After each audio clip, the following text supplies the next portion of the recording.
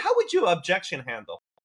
Because there could be an advisor listening, thinking, man, this person, he has X amount. If he's with me for the financial plan. Now you can make the case you set the wrong expectations to begin with. Fine, but it is what it is at the moment. Because an advisor's trying to, let's say, incorporate this into their practice, and didn't do it before, and they're like, I can't bring this up. This person has just been coming to me about money issues, and I've been the one that kind of solved. I'm the MacGyver with a dollar sign. But as soon as I start talking about something that's other than dollars, they're going to look at me like, you took some certification course, didn't you? You know what I mean? And you're trying to now use it on me. That kind of thing. How would you kind of, softly incorporate something like that from an objection handling standpoint? If a client pushes back, like, what the hell are you talking about? Just let me know if the numbers work or not. Yeah. I don't know whether this answer is going to get the applause that the last answer got. I don't know. It's your answer, though. I've set myself up for a massive fall here by having that high praise. I think if it was me, I wouldn't feel like I have to go 100 miles an hour really quickly. A bit like we said before. So this is just, again, being curious about the answers that we're given. One of the things that I try my best every day to get better at is listening, not hearing, listening. So, and this kind of silent space, which is so horrible for us human beings to kind of be in. But ask a question, if you kind of go, oh, that's interesting. Why do you think that? And then just try and wait until they, if someone said to me, I don't think any of this stuff is really important, I just want to focus on the numbers, I would say something that's really interesting because, I've done some looking at this and I think this bit actually connects into the numbers, etc. I'm interested. Why do you think it's not important? And just wait for their answer. Now, we shouldn't try and pressurize people into this. There will genuinely be people that that won't be able to go there with it. But you'll soon find out if you leave space enough for people to give you some sort of meat to cling on to. And so I think that's one skill that I've, and I look at my transcripts of my meetings now and I try and look at how long I pause for. It's an obsession of mine to try and feel like I'm giving more white space to kind of for people to think. And I think if we could do that, the other thing I will say is one of the best things I've done is to not obsess about having these, this is going to sound weird, having these conversations on a one-to-one basis. So I've created worksheets, I've created a workbook, I've created little things where I drop them in. So I've found that people are so much more comfortable and honest when they go home with 4 or 5 questions to think about than if I ask them, what's the meaning of life in a meeting when both the husband and wife are sitting there going, Jesus Christ, do we really want to answer this? We've never really had this conversation together. Yeah. And so one of my tips, if advisors are listening to this and they want to start bringing this into their processes, don't do it on a one-to-one basis to start with. Send out something and go, I've come across this thing. I've seen other people use it. I'd just be interested for you to kind of give me some answers and to get your feedback on this, because I think it could really help in the conversation we have going forward. Feel free to not bother, answering it. We'll catch up next time. Even if they don't answer it, they might be curious about one question. They go, that's interesting. Why did I thought about that question, etc. So that would be, there's a plethora of information out there to go across to think about how we could structure, a 1-page worksheet with 4 or 5 really interesting questions, George Kinder's 3 questions and stuff like that we could just start to think about introducing in via those methods. That would be my tip. That's worked really well for me. I just want to make sure, do we get through the 5 pillars? Just from because we went off, and I think that was a fantastic answer as well. But I'm just curious. We did I think structure and well-being. I think structure is important, and well-being less so. But I mean, Wade, you talked on that, right? I mean, work gives us structure, Right. You know what you're going to do each day instead of every day being you wake up with no real plan for what's coming up that day. That's called an inbox. There you go. Right? That's the. I think that's, but that's the trouble now. People have, I mean, you know, that is the trouble. 100%. Careers have been like grown up on inboxes, and there's now books and courses that you can go on about how to manage your inbox. Right? I mean, that's how bad it's got. You know, there's AI out there that kind of sandbox, isn't it? That, I mean, this is how bad it is. With that too, though, when like I think the idea of structure, it's getting even harder because like as social media and just doom scrolling and the attention, the algorithms are just trying to keep you hooked to scrolling, watching, passively consuming. Finding structure becomes an even bigger challenge in our modern world. And do you have any thoughts on just besides turning off the TV or turning off the computer, or I guess the phone, what can people do to really not necessarily find the structure they're looking for, but at least not be going in the wrong direction with everything pulling them away from when there's no structure? Here's something that's just going to make them upset, angry, and waste their day doom scrolling. Yeah. A couple of things come to mind. So I think when I talk about structure, I think people feel like they need like a day planner and it's every hour and they need every hour filled up, right? Because we've been, you know, the busyness that we've kind of associated with our lives now. It's, you know, I call it the productivity trap. You know, it's like productivity has equaled success, right? If we're productive, and then all of a sudden, hourly billing. Yeah, right. I mean, it's like you know, it's and we have jobs with an hourly rate on our head sometimes, so people kind of know what they're. So you know, what we're saying here is that there's a productivity problem because when you go into retirement, you might have the guilt of not being productive, so or the sense of guilt having grown up on that. And so what people try and do is fill their days. And they fill their days with rubbish and stuff they don't actually want to do because what they've done is they've associated busyness with structure. And so one of the things for me is to think about, you know, there's a lot of research done about anchoring. So you have anchors during your day or your week. This isn't, you know, a fast and hard commitment at 10 o'clock on a Monday to go and do Pilates. This is kind of going, actually, I need some anchors. So, you know, I want to make sure I do 2 gym sessions a week. I want to make sure I play golf once a week. I want to make sure, you know, and I think if we can step out the micro detail, because one of the things that human beings are rubbish with is silence and rest right now, right? I mean, we're rubbish at that. And it's one of the most important things that we can try and do, be comfortable with silence and be comfortable with doing nothing.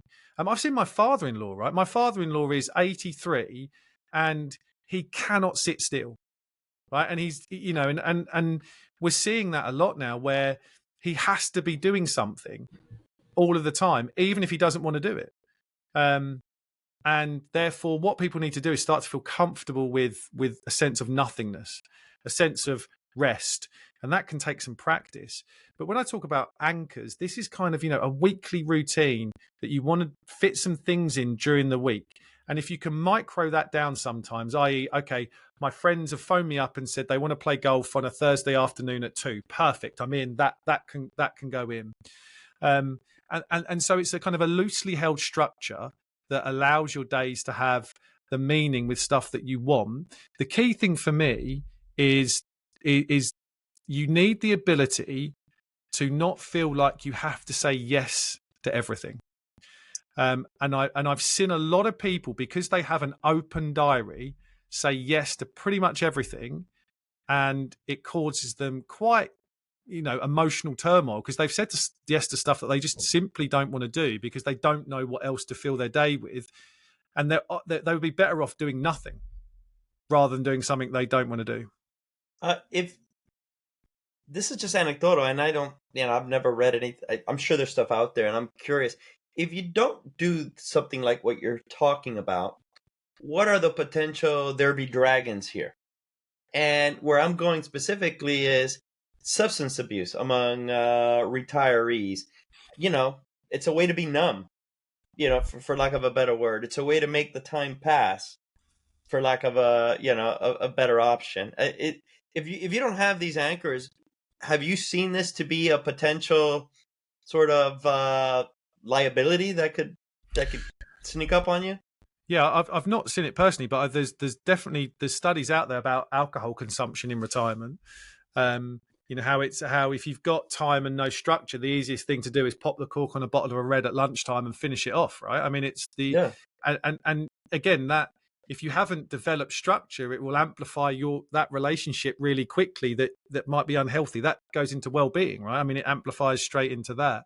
So having these anchors that allow you to, you know, have friends check in on you check in on friends, you know, as I said, 2 days here a week and all of that stuff.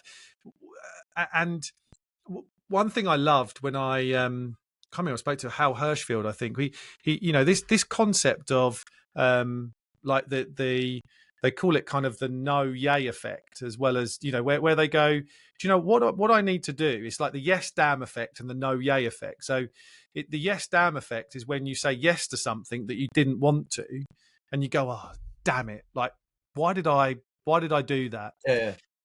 But the no yay effect is the opposite, where what he said, and I love it, and I've told clients to do this. If someone invites you to, let's say they invite you to a barbecue and you really don't like them and you really don't want to go, right? I mean, what a horrible person you are, but you really don't like them and you really don't want to go. And you say, no, I'm not going to go, and you make excuses. Write that on your calendar.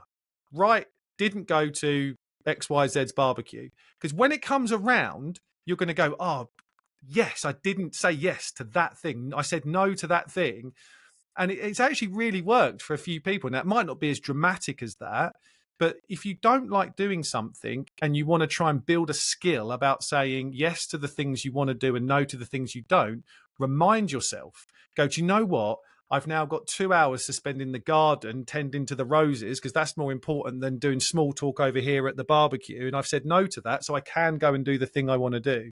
And that's that kind of little habit and ritual and weekly routines that you need to get into. I think, though, for folks that are listening, I think it's a great point. Think about what you're doing right now, because we're working and we're talking about in retirement. But this is very similar, because Business 101, one of the top, one of the most salient pieces of advice is that you hear over and reoccurring is learning to say no, right? If, you know, and Wade and I were effectively, you know, small businessmen, you know, building our practice, et cetera, et cetera. And you can say yes to so many things. And that's what sort of buries you, as opposed to learning to say no. And you had a catchphrase, but it's like, if it's not a hell yeah, don't do it.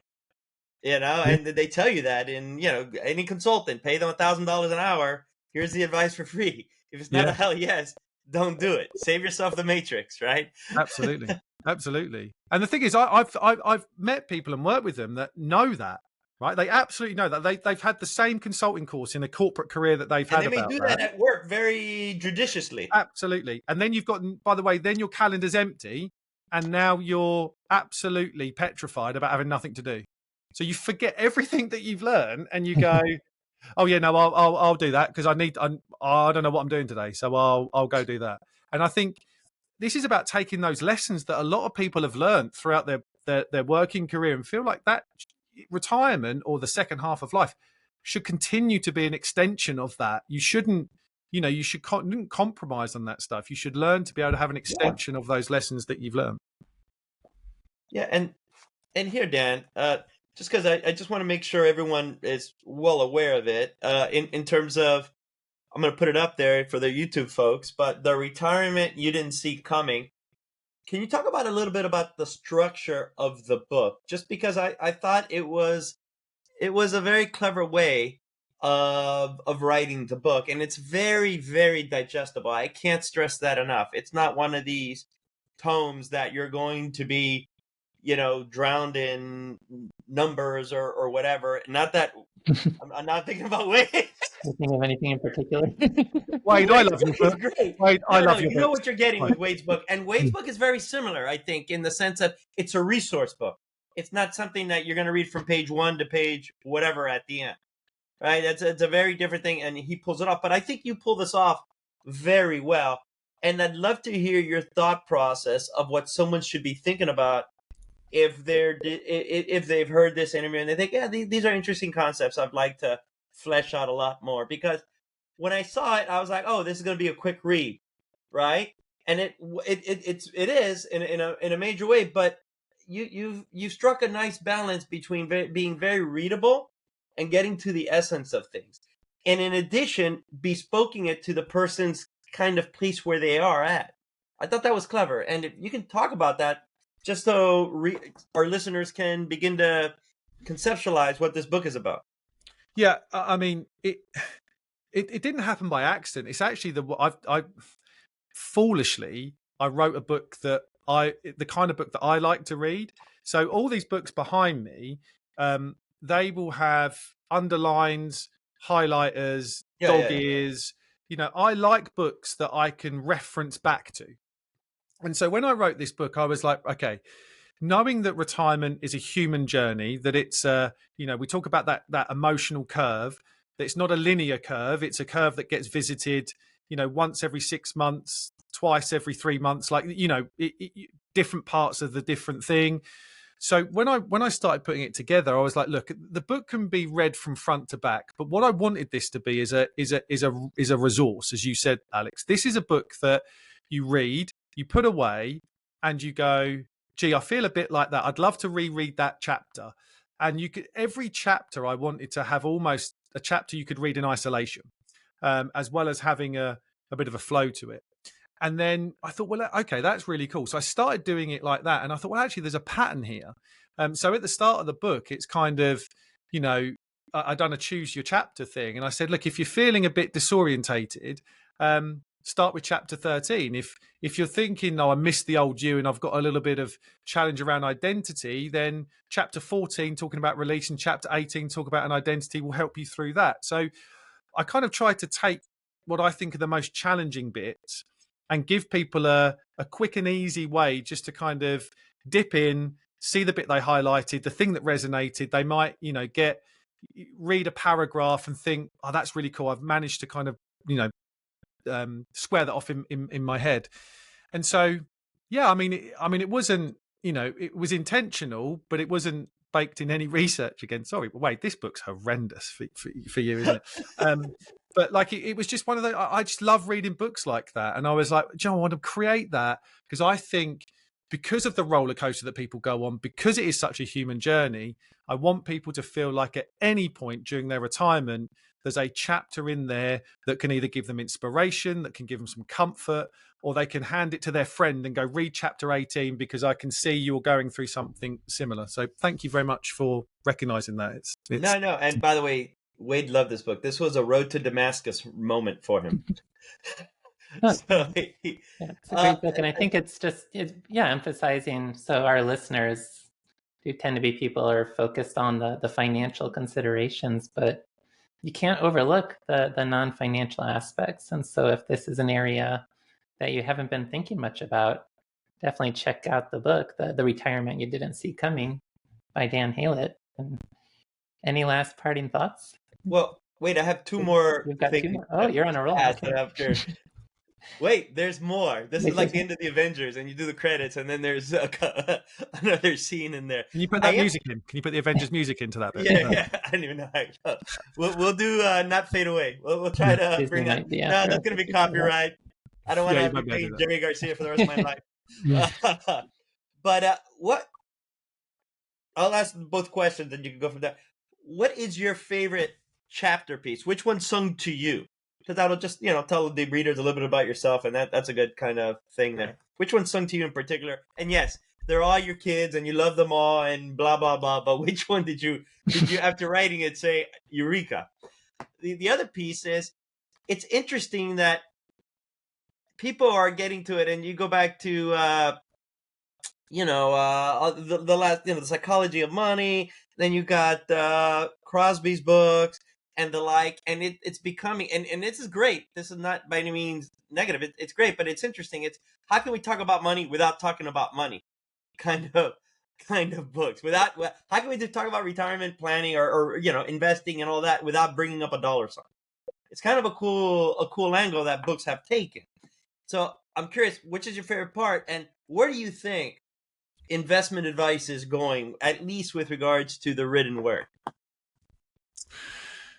Yeah, so I think the favorite bit for me is almost feels like it could be the anchor for the whole thing, and actually the bit that a lot of people have picked up on. So I've done some podcasts before on the book, and they've specifically gone, can we talk about that? And we've talked about it today. And that's chapter 11, the most dangerous day in retirement, right? I think that was my favorite bit, because it felt like that was the crux of the issue, right? And it could be 6 months or a year or whatever that is, but the crux of the issue is that the novelty wears off, and there's that's when the challenges probably happen. And interestingly, that most dangerous day in retirement was almost going to be the title of the book and be the first chapter, right? That's kind of the first bit that I wrote.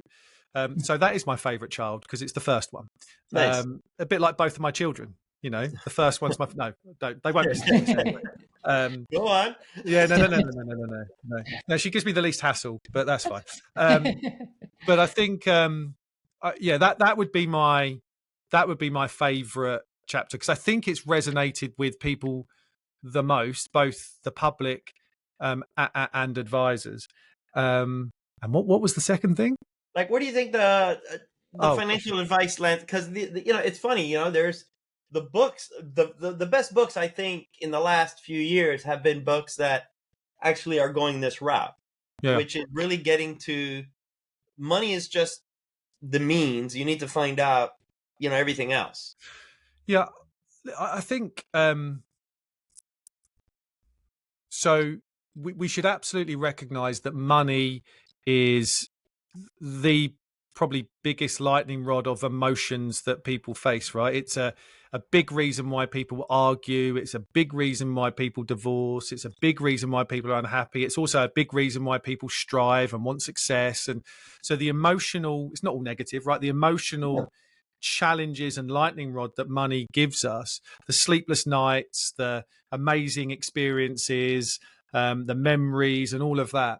So it's not, I think it would be, and I've said this before, I think it would be I think it is very dangerous to isolate the two. So I've had people work with me that basically went and done a couple of sessions with the retirement coach. And as soon as they mentioned money and how they feel about money and how, they were thinking about kind of, income's a particular point, right? We know, guaranteed income and all of the psychological behaviors around income planning. As soon as they went there, the retirement coach just went, whoa. Like, I don't do that. Right.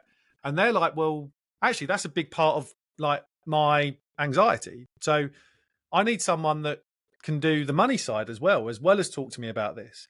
So I do think they are so interwound, and it's our job as financial professionals to recognize that, I think, and we are then in a massively, hugely privileged position that our clients have no one else to talk to about this stuff.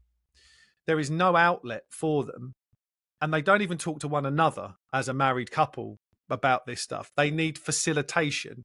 They need space and permission to talk.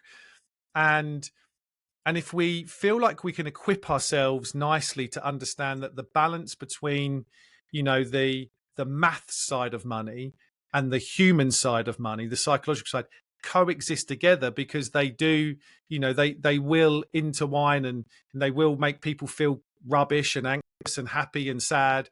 And to deal with them together, I think, is the best way to deliver outcomes to the client. So, money has a very, very important role.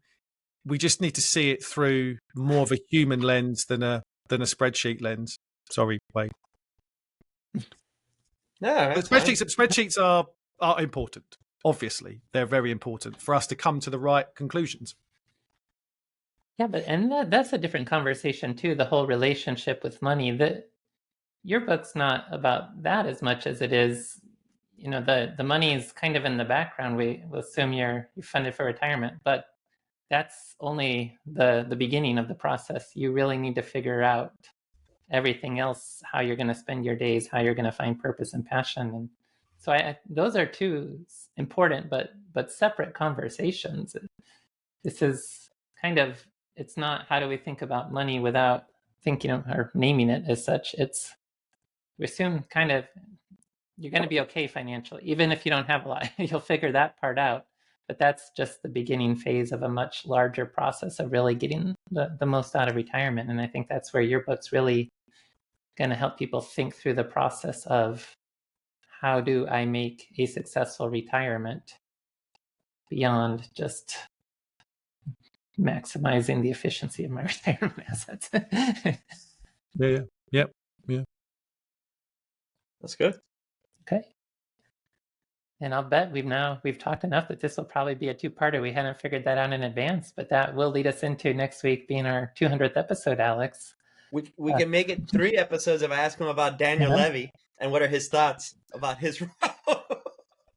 That might be 4 episodes. Wait, that might be 4 episodes. Did you see his face? He went from like a grin to whoa, what's going on? This is like it's like if I said Voldemort or something like that. Oh, yeah. You've just basically like, that's as bad as like drowning my cat. That's what you've just done. You've mentioned the unmentionable. But interestingly, right, my youngest daughter, we spend a lot of time. That's her thing, right? We go to watch Spurs Tottenham play, and we love it, right? It's our time together. She's 14. She's cursing me for getting her as a Spurs fan because she's already really angry and gets frustrated about us losing. I've never seen her so happy when Daniel Levy left. Like, she's so invested in it, and she was like, oh yes, she's texted me, Dad, did you see he's gone? I was like, what do you mean he's gone? And she's just, honestly, so yeah, as Spurs fans, we are very happy that he's gone for some reason. And for our US audiences, think of the Commanders, the Washington Commanders former owner, Daniel Snyder, and multiply it by 3 or 4. Yeah. A lot of hatred. Every time you go to Spurs, there's at least like 20 signs saying Levy out, and there's a chant. There's 3 or 4 chants that the Spurs fans say about him, and poor guy. You never walk alone. You never walk with Levy. No. All right, sorry about that. I just had to throw that in there because. So we won't do the 3 episodes. We'll leave it to 2, Wade. How's that? Yeah, I was confused because Dan Levy is also the name of an actor, and then the Spurs is the name of a basketball team in Texas. So you've completely. All right. Hey, thank you so much, Dan. Really, really appreciate it. I thought it was a great hour. If this is 2 episodes, I thought it was a great half hour. But really, I appreciate the time, and I'll let Wade send us off. All right. Yeah. Thank you, Dan. And again, for those on YouTube, you can see it, but the name of the book is The Retirement You Didn't See Coming by Dan Haylett. And also he's the host of his podcast, Humans versus Retirement. So check that all out. And don't forget the non-financial considerations. Thanks for being on the show today, Dan. Thanks everyone for listening. And we'll catch you next time on Retire with Style for episode 200.